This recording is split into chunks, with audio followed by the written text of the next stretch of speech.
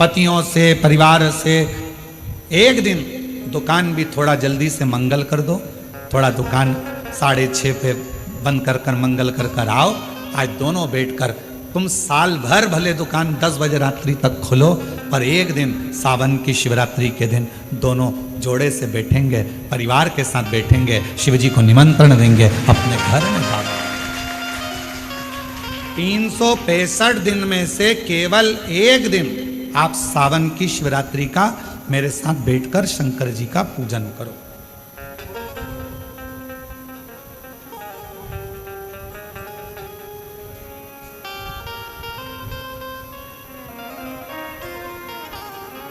शिव संभाले। और फिर कहते हैं जिन जिन ने पार्थिव लिंग का पूजन पूर्व में करा है उसको किसी के आगे हाथ फैलाने की जरूरत नहीं पड़ी। और आज फिर पूरी दुनिया, पूरा विश्व पार्थिव लिंग का पूजन करेगा।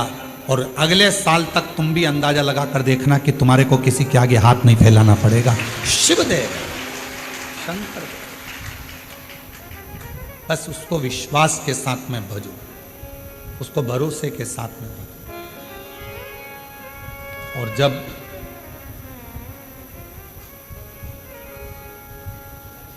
हम भरोसे के साथ शिव जी को भजते हैं तो हमारा बाबा भोलेनाथ हमारी झोली खुशियों से जरूर भरता। और तुम आना भोले बाबा मेरे मकान में, तेरा डमरू डम डम बाजे सारे जहां। आज बाबा से कहना तुम आज मेरे घर में रहना, मेरे घर में जितना दुख है, तकलीफ है, कष्ट है, बीमारी है, जो जो परेशानी है, आज मैं जब पार्थिव लिंग का पूजन करूं, पार्थिव लिंग का निर्माण करूं और ऑनलाइन साथ में बैठकर भगवान की भक्ति करूं, भगवान का भजन करूं, भले मोबाइल को चालू कर कर, टीवी को चालू कर कर, वॉल्यूम तेज। आज टीवी की आवाज इतनी तेज कर दो कि आसपास के मोहल्ले में भी तुम्हारे घर की आवाज जाए। बाहर से भी कोई निकल रहा हो तो उसके कानों में शंकर के मंत्र पहुंचे और शिव उस पर कृपा। बैठो, घर का माहौल ऐसा कर दो कि आज ऐसा लग रहा है कि हमारे घर में कोई आ रहा है। इतनी प्रसन्नता, इतनी खुशी, इतना आनंद कि आज मेरा भोले बाबा सावन के महीने में हर रोज शिवजी नंदी पर बैठकर प्रदोष काल में शाम के समय भ्रमण पर निकलते हैं। केवल शिवरात्रि का दिन, सावन की शिवरात्रि का दिन एक ऐसा होता है जिस दिन मेरे भोले बाबा के साथ श्री गणेश जी रिद्धि सिद्धि अमोद प्रमोद शुभ लाभ कार्तिकेय स्वयं जया विषहरा शामरी बारी दौतली देव अशोक सुंदरी 33 कोटि देवता आज सावन की शिवरात्रि के दिन भगवान शंकर अकेले नहीं 33 कोटि देवता के साथ जिसके घर में पार्थिव पूजन होती है उसके घर में प्रवेश करते हैं। आज वो दिन है, आज वो दिन है और उस दिन का दुनिया इंतजार करती है। कोई ये ना सोचे कि हम भगवान शंकर को नहीं मानते। आज मानो, कभी कभी ये रोग अगर बेकार हो जाता है तो अपना डॉक्टर छोड़कर दूसरे डॉक्टर के पास भी जाना पड़ जाता है। कोई जरूरी नहीं है कि फैमिली डॉक्टर से ही इलाज होगा, कभी कभी दूसरे डॉक्टर के पास भी जाना पड़ता है। कोई कहते हैं हाँ हम हमारे यहाँ करेंगे पूजन, लोग हंसेंगे, क्या कहेंगे, आग लगे बस्ती में ठंडो मस्ती। तो कोई कुछ भी बोले, घर अपना, परिवार अपना, पूजन अपन कर रहे हैं, कष्ट अपना है। अगर आपका दुख आपका है तो क्या पड़ोसी दुख हरने के लिए आ रहा है क्या? पड़ोसी तकलीफ हरने के लिए आ रहा है क्या? पड़ोसी 5-10 लाख रुपए देने के लिए आ रहा है क्या? नहीं। जब पड़ोसी दुख हरने नहीं आ रहा, पैसे देने नहीं आ रहा, तो पड़ोसी से क्या डरना? अपना दुख अपना बाबा काटेगा। आज शिव जी को मेरे घर आना ही पड़ेगा। ये बल कहां से मिल रहा है? ये बहुत बड़ा प्रश्न पूरे देवताओं में छाया हुआ था कि मायासुर के पास इतना बल कहां से आ रहा।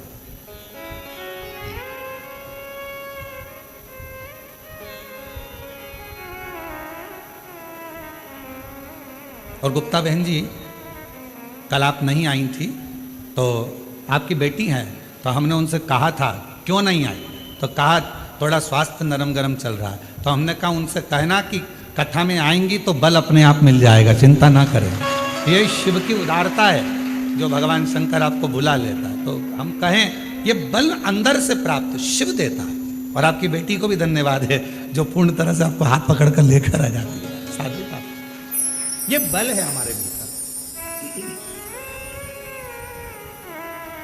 अब मायासुर के पास इतना बल कहां से आ रहा है, कौन दे रहा है?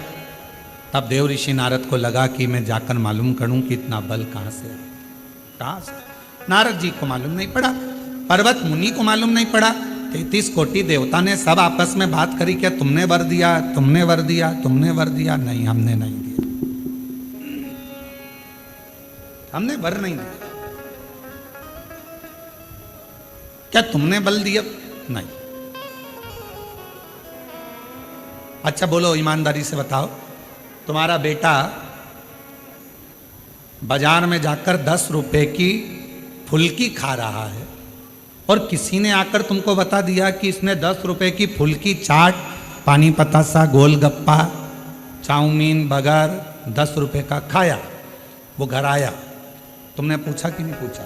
क्यों रे 10 रुपए कहां से आए थे? मैंने तो तुझे दिए नहीं, मैंने तो तुझे पैसे दिए नहीं। पत्नी ने पति से पूछा,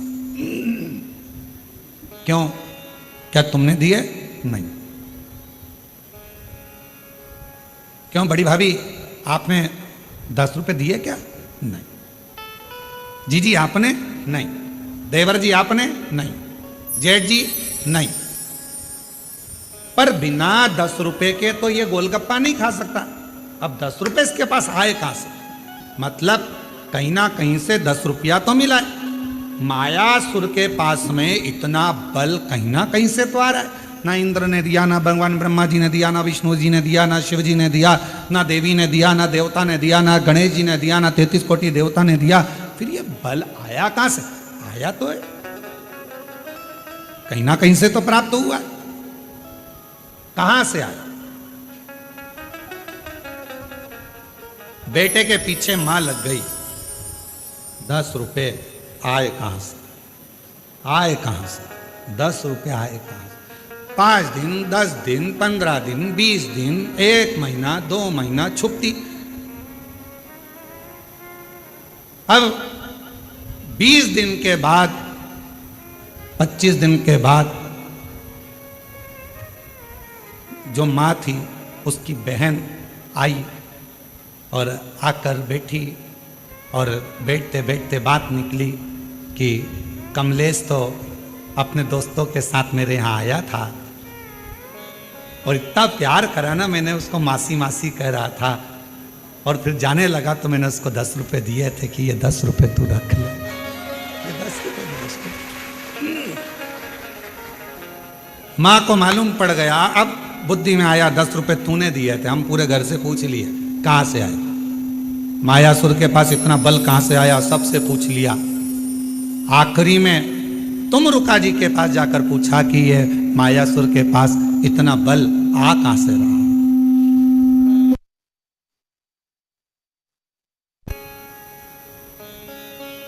ये मायासुर के पास इतना बल आ कहां से?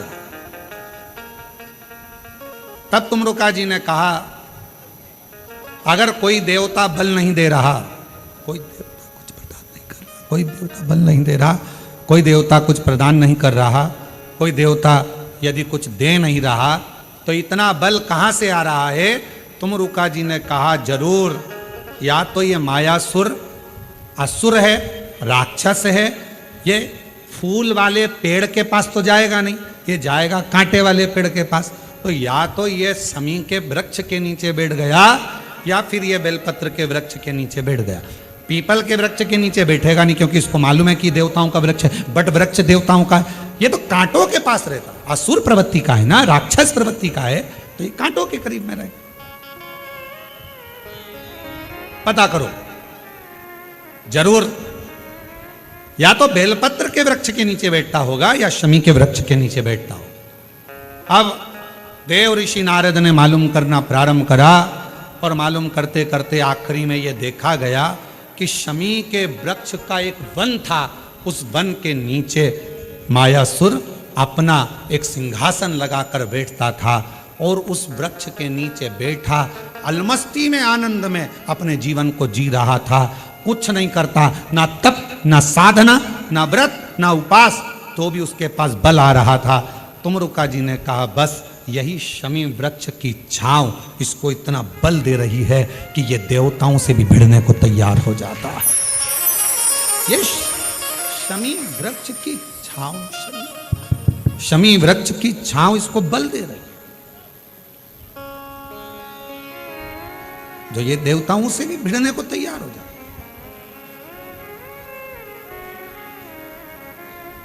गणेश पुराण में आता है कि शमी वृक्ष की पत्ती को जब कोई नारी, पुरुष, बच्चा, बूढ़ा, जवान उस शमी के पत्ते को बेलपत्र के साथ लेकर जब शिवालय तक जाता है, जितनी देर तक वो शमी का पत्ता उसके हाथ में रहता है, जितनी देर तक शमी का पत्र उसके घर में रहता है, जितनी देर तक शमी का पत्र उसके स्पर्श में रहता है, उतने उतने शरीर के रोग, दुख, ताप काट देता है और उसे अलग से बल प्रदान कर देता है। शमी पत्र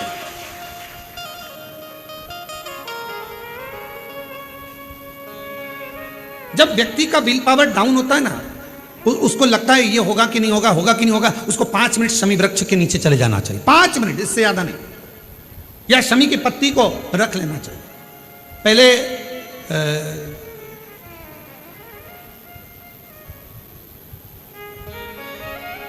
वो स्थान का ध्यान नहीं आ रहा है स्मरण में, पहले एक नियम चलता था, आप लोगों के जिंदगी में भी, आपका भी बुढ़ापा आया होगा, आप भी युवान अवस्था में आए होंगे, कभी तो स्कूल गए होंगे, कभी तो पढ़ने गए होंगे। सबसे पहले अगर हमारे विद्याध्ययन को निकालेंगे तो हमारे यहाँ एक नियम चलता था कि शमी की पत्ती को किताब के अंदर उसको विद्या के रूप में रख लिया जाता था। बाद में ये नई नई डिजाइन की पत्ती आ गई तो विद्या का पेड़ पैदा कर दिया इनने। अब वो विद्या का पेड़ पैदा कर दिया तो विद्या को रखने लगे। विद्या की पत्ती को लोग शमी की पत्ती समझने लगे, क्योंकि उसमें भी ऐसी पत्तियां निकली रहती है और शमी की पत्ती भी ऐसी ऐसी निकली रहती है। तो पहले नियम था कि किताब के अंदर शमी की पत्ती को रख लेते थे और कहते थे इसमें विद्या है, इसमें विद्या है। विद्या का मतलब क्या? उसको बल मिलता था, एनर्जी मिलती थी। एग्जाम में बैठा, कंपटीशन एग्जाम में बैठा, जब वो कोई इंटरव्यू देने के लिए बैठा या टेस्ट देने के लिए बच्चा बैठा तो वह खुश होता था, मेरी किताब में शमी, मेरे किताब में विद्या रखी है। विद्या से मतलब आज के जमाने में लोग विद्या का पेड़ की पत्ती रख लेते हैं, पर रखते क्या थे? जम के बोलो, शमी की पत्ती रखी क्या जाती थी? शमी की पत्ती। और वो शमी की पत्ती क्या देती थी? उस बच्चे को बल देती थी, एनर्जी देती थी। डामाडोल नहीं होगा, टेंशन मत लेना, विल पावर कमजोर नहीं होगा। पत्ती रखी है शमी की, उसके नजदीक में है, शमी बल देती है। जो ये ऑनलाइन कथा चल रही है, ये शमी मंदार महापुराण की कथा चल रही है, शमी कथा। और बहुत सावधानी से इसका स्मरण करिएगा कि एक शमी के वृक्ष की पत्ती कितना बल देती है, कितना बल।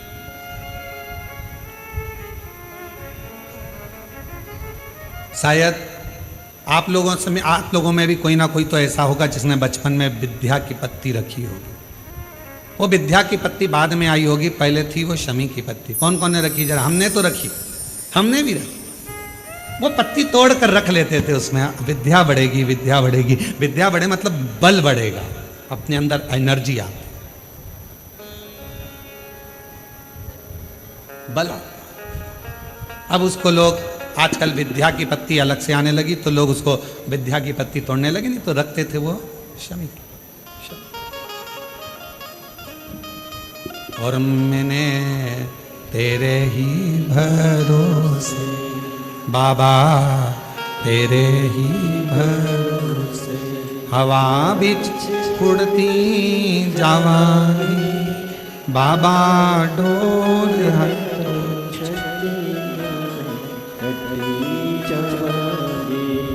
भोले मैं तेरी शंभू मैं तेरी हवा बिच उड़ती जावांगी, बाबा डोर तो चढ़ी नामे कटी जावांगी। जैसे शिव का द्वार बेलपत्र, यहाँ शास्त्र कहता है आंवले का वृक्ष, शमी का वृक्ष, पीपल का वृक्ष, बट वृक्ष, ये हमको बल देते हैं, बल।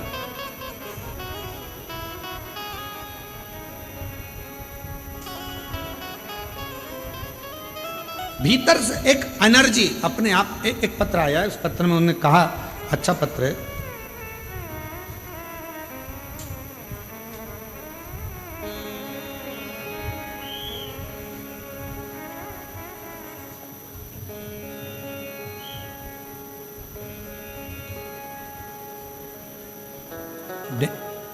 गेंजी डूंगरपुर राजस्थान से हैं। मेरा नाम निर्मला पंचाल, बंशीलाल जी पंचाल। मैं गेंजी जिला डूंगरपुर राजस्थान की निवासी हूँ। एक लोटे जल का मैं क्या वर्णन करूँ। मेरे कान के पर्दे में छेद हो गया था। मैंने कई अस्पतालों में गई, डॉक्टरों ने कहा कि ऑपरेशन करवाना पड़ेगा। फिर हम सब अपने घर आए, परिवार से सब बहुत निराश से हो गए, परंतु मेरा शिवजी पर पूरा विश्वास हो गया था। मैं रोज शिवालय जाना आपकी कथा सुनकर चालू कर दी। शिवजी को एक लोटा जल चढ़ाती, बेलपत्र चढ़ा कर लाती और उसको खा लेती। बाबा से रोज प्रार्थना करती, बाबा ऑपरेशन करने की नौबत ना आए, ऐसी कृपा कर दो ना। डॉक्टर ने मुझे 8 दिन दिए, हमने 8 दिन निकाले। जिनका पत्र है वो पीछे से आ सकते हैं, जिनका भी पत्र है पीछे से आ जाए। 8 दिन डॉक्टर ने दिए, ऑपरेशन की तैयारी में लगे। हमने पैसा एकत्रित करा, ऑपरेशन कराने के लिए हॉस्पिटल जाने की तैयारी। बाबा के भरोसे, आप कहते हो बेलपत्र शमी पत्र बल देता है, हमने भी वही करा। ऑपरेशन में जाने से पहले शमी की पत्ती और बेलपत्र शिवजी को समर्पित कर दिया। जल को पिया, कानों में थोड़ा थोड़ा लगाकर ऑपरेशन के लिए जाने लगे तो कान में इतना तेज दर्द हुआ कि चक्कर खाए नीचे पड़ गए। अब करूं तो करूं क्या। लोग उठाए, हॉस्पिटल लेकर गए, दिखाया। जब डॉक्टर ने ऑपरेशन के लिए जांच करना प्रारंभ करी तो बाबा की ऐसी कृपा हो गई कि मेरे कान का पर्दा पूरी तरह से पैक हो गया, उसमें छिद्र नहीं था। मैं बाबा को प्रणाम करने के लिए यहाँ पर आई, बाबा को नमन करने के लिए। एक पत्र और अच्छा है,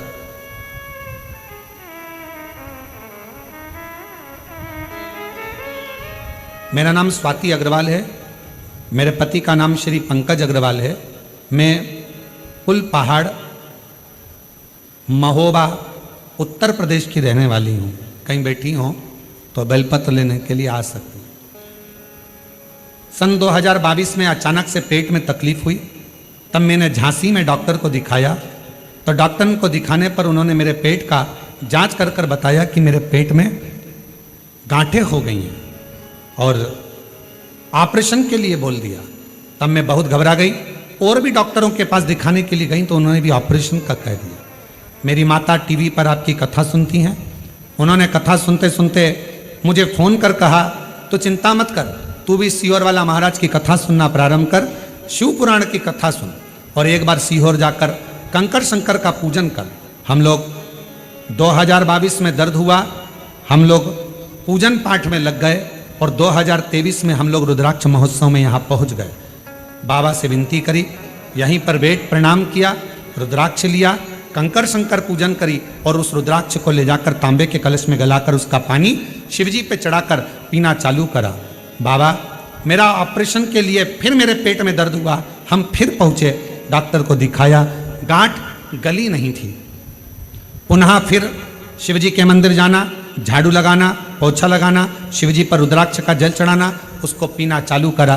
2 महीना निकला और हमने फिर डॉक्टर को जांच कराई और डॉक्टर ने सारी सोनोग्राफी कर कर बोल दिया गर्भाशय में कोई गठान नहीं है, सारी गांठें गल चुकी है। हम बाबा को प्रणाम करने के लिए आए हैं। शिव तत्व कहते किसको, और तेरी कृपा का क्या है भरोसा, कब किस पर हो जाए, जरा से हम पर कर दो, जरा से हम पर कर दो। तेरी कृपा का क्या है भरोसा, कब किस पर हो जरा से हम पर कर दो, जरा से हम पर कर दो। जिस पर भी हो गई तेरी कृपा करुणा वो भव पार हुआ, भव पार हुआ। आप ही बोलो। जिस पर भी हो गई तेरी कृपा करुणा वो भव पार हुआ, भव पार हुआ। पापी हो चाहे जितना उसका भी बाबा उद्धार हुआ, उद्धार हुआ। पापी हो चाहे जितना उसका भी बाबा उद्धार हुआ, उद्धार हुआ।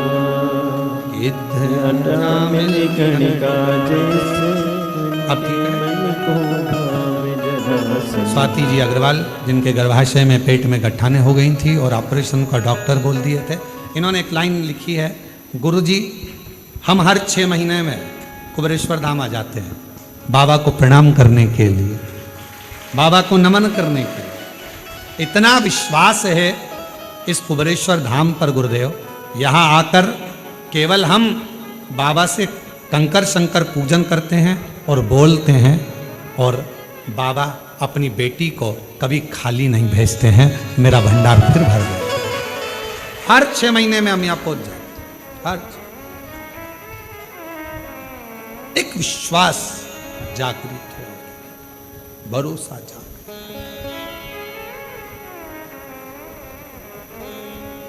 गिद्ध अजामिल गणिका जैसे तेरे मन को भावे जरा से हम पर कर दो, जरा से हम पर कर दो।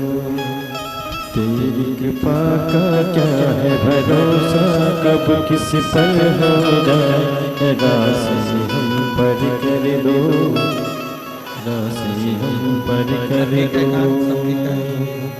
तेरी कृपा का क्या है भरोसा, अब किसी पर कर दो। आपके कान ठीक है? पति को शुगर हाई रहती थी, हर कभी बेहोश हो जाते थे, और उन्होंने कहा पत्र में मैंने लिखा, आप पढ़े नहीं गुरुदेव।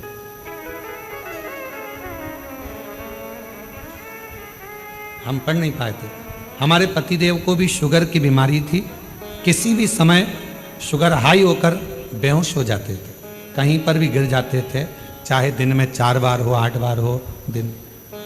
कुबेरेश्वर धाम पर आए, बाबा से विनती करी, यहाँ कंकर शंकर पूजन करवाई अपने पति से, और रुद्राक्ष लेकर गए। उस दिन से आज तक 1 साल हो गया, पति की शुगर लेवल में है और बेहोश नहीं हुए हैं। मैं प्रणाम करती हूँ, प्रणाम। हम पढ़ नहीं पाए थे। एक लाइन अच्छी लिखी है, तेरी कृपा बिना न हिले एक भी लेते हैं श्वास से कृपा से तनो तनो। बखान क्या करूं मैं राखों के ढेर का, चपटी बबूत में खजाना कुबेर का। गंगाधार मोक्ति द्वार ओंकार तू, भोले ओंकार तू। आयो सरतिहारी शंभु तार तार तू। हम उसका भजन स्मरण चित्त, जितना विश्वास, कहां से बल मिल रहा है, कहां से एनर्जी मिल रही है। सावन के महीने की पार्थिव पूजन आज के शाम को 7 बजे ऑनलाइन आकर पूजन कर कर तो देखो पार्थिव शिवलिंग की। मोहल्ले के लोग भी कहेंगे आखिर इसके पास आ कहां से रहा है, कहां से बरस रहा है, बरस। फिर कह देना ये तो सावन के महीने में जैसे बादल बरसते हैं, शिवरात्रि के दिन जो पार्थिव पूजन करता है उसके घर साल भर बरसता है, साल भर पूरा वर्ष। बाबा तूने लाखों की तकदीर संवारी है। आप भी उससे विनय कर सकते हो, कहो कंकर शंकर की धरा पर बैठकर बोलो, बाबा तूने लाखों की तकदीर संवारी है। बाबा तूने लाखों की तकदीर संवारी है। इतना मुझे बतला दे, इतना मुझे बतला दे, कब मेरी बारी है। इतना मुझे बतला दे, इतना मुझे बतला दे, कब मेरी बारी है। बाबा तूने लाखों की, है कुबेरेश्वर, है महाकाल राजा, है विश्वनाथ, है भंडार भरने वाले कुबेर भंडारी, है सीहोर के निवासी, हे शिव। बाबा तूने लाखों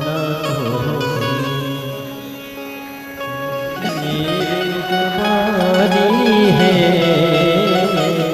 बाबा तूने लाखों की तकदीर सवारी है। इतना मुझे बता दे, इतना मुझे बतला दे, कब मेरी बारी है। इतनी कृपा कर दो कि तुम करुणा करते रहो। और फिर कहूं बाबा से कहकर जाना, इतना देना, इतना देना। हमारे एक परिचित एक आते हैं और हमने एक बार उनका व्यासपीठ से भी नाम लिया, अभी वर्तमान में विधायक है। वो पहली बार कुबेरेश्वर धाम आए थे तो ट्रेन से आए थे, और ट्रेन से आए धक्के खाते, लोकल डब्बा, और उसमें। और अब तो महाराष्ट्र वालों को और खुशी होना चाहिए कि तुम्हारे महाराष्ट्र से त्रिंचापल्ली ऐसा कुछ जगह है, वहाँ से भगत की कोठी राजस्थान तक एक ट्रेन अकोला और ये सारा क्षेत्र कवर करती करती उधर से पूरे महाराष्ट्र के यात्रियों को लेती सीहोर तक आना चालू हो गई। सीहोर में उसका स्टॉपेज होता है, फिर आगे बढ़ती है। और उसमें first AC, second AC, third AC, sleeper, local सब है। अब तो महाराष्ट्र वालों के लिए और सुविधा हो गई, अब तो कहीं जाने की जरूरत नहीं, डायरेक्ट सीहोर। शाम को शायद 4 बजे पहुंचती है, 4 बजे उतर भगवत भजन, सीधे वहाँ से चले महाराष्ट्र से अकोला और अधिकाधिक भुसावल और उसके आगे त्रिचापल्ली कहीं है स्थान, वहाँ से चलती है और भगत की कोठी तक। तो वो जो विधायक महोदय वो ट्रेन से आए थे, लोकल डब्बा था। आए, स्टेशन पे उतरे, स्टेशन पे उतर कर ऑटो करा, ऑटो से यहाँ तक पहुँचे, पूजन वगैरह करी और बाबा को विनती कर चले। उनको भी नहीं मालूम था, बस यहाँ आकर उन्होंने एक ही बात कही, बहुत धक्के खाकर आया हूं। और हम फिर कह दें, जिसने यहां के धक्के खा लिए उसे संसार के धक्के नहीं खाना पड़ता। और कभी हमने देखा है कई लोग कावड़ यात्रा में आते हैं, प्रदोष की कावड़ जो 6 अगस्त को भराएगी, कई लोग उस कावड़ यात्रा में केवल यही आते हैं कि हम थोड़ा सा धक्का खाएंगे, आगे बढ़ जाएंगे। दर्शन करने आते हैं उस कावड़ का, प्रदोष की कावड़ को बनने। और 6 अगस्त को भराएगी, आप लोग भी बड़े प्रेम से पधारो, आनंद। तो बाबा बहुत धक्के खा लिए, आए गए, उनको भी मालूम नहीं था कि यहाँ से अपने क्षेत्र से जहाँ वो रहते हैं उस क्षेत्र से उनको टिकट मिल जाएगा। और टिकट भी मिल गया, पैसा वैसा कुछ नहीं तो ऐसी से ना आते, से धक्के खाए, टिकट मिल गया। चुनाव लड़ने की तैयारी हो गई। फिर आ गए लोकल धक्के से, टिकट तूने दिला दिया है, अब तू जान, तेरा काम जान। और दूसरी बार आए तो कहा, बाबा ने क्या करुणा करी, हाथ पकड़ा ऐसा कि टिकट भी दिलाया, विजय भी दिलाई, और बाबा ने आज सिंहासन पर बिठाया। अब मैं गाड़ी से आया। ये शिव, इसको शंकर कहते हैं, इसको भोला कहते हैं, इसको कहते हैं कुबेरेश्वर महादेव, कुबेर भंडारी। कुबेर भंडारी इसको कहते हो। भंडार कब भरेगा, तेरी कृपा का कब किस कब भरेगा, कैसे भरेगा, क्या देगा, कैसे देगा, सब उसको मालूम, सब मालूम।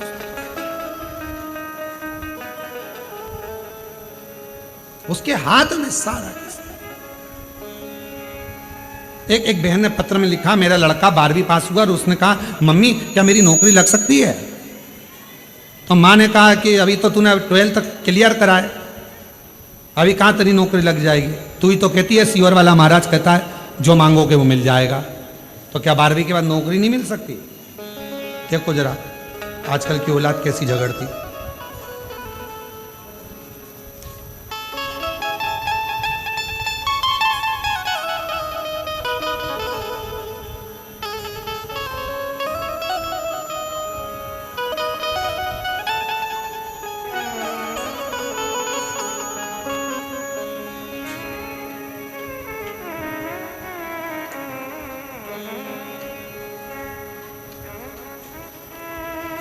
शंभो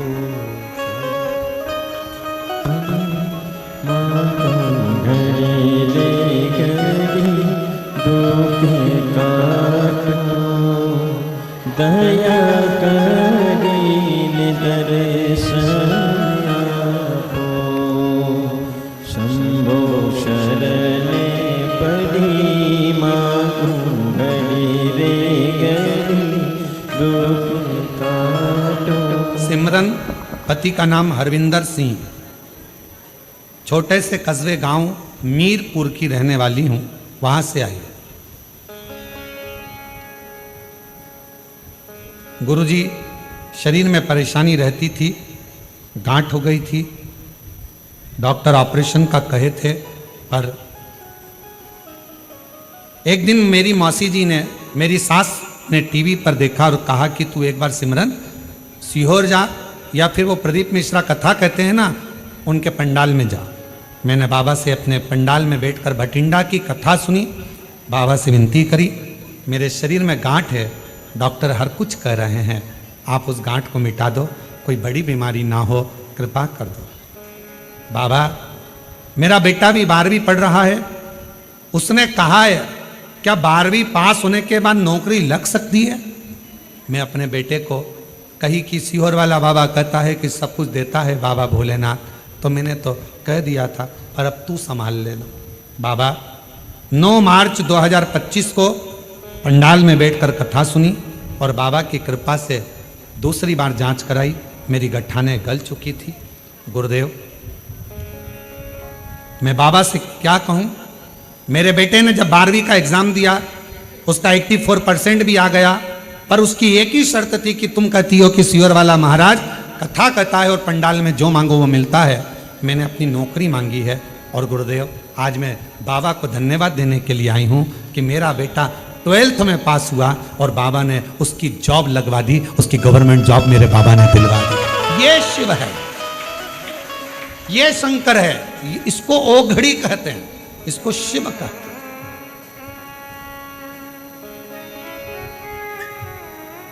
किससे मांग रहे हो, किससे कह रहे हो, किसके दरवाजे पर जाकर कह रहे हो और किससे विनय कर रहे हो, ये आपके ऊपर निर्भर करता है, किससे कह रहे हो।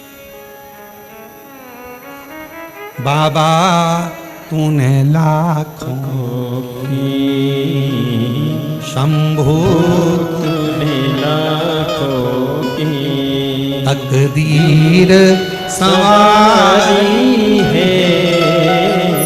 बाबा तूने लाखों की तकदीर संवारी है। इतना बतला दे, इतना मुझे बतला दे, कब मेरी बारी है बाबा तूने लाखों की। बस उससे विनय करो, निवेदन है। उस बच्चे ने शर्त लगाई, क्या ऐसा हो सकता है? और माँ ने कह दिया क्यों नहीं होगा। बाबा कहता है ना, सियोर वाला महाराज कहता है, हो मांगो, करो भी नहीं, प्रार्थना करो, विनती करो, देगा। देवता देते हैं पल्ला झाड़ कर, महादेव देते हैं छप्पर फाड़ कर। तो कम ना दे, कम बहुत दे। कितना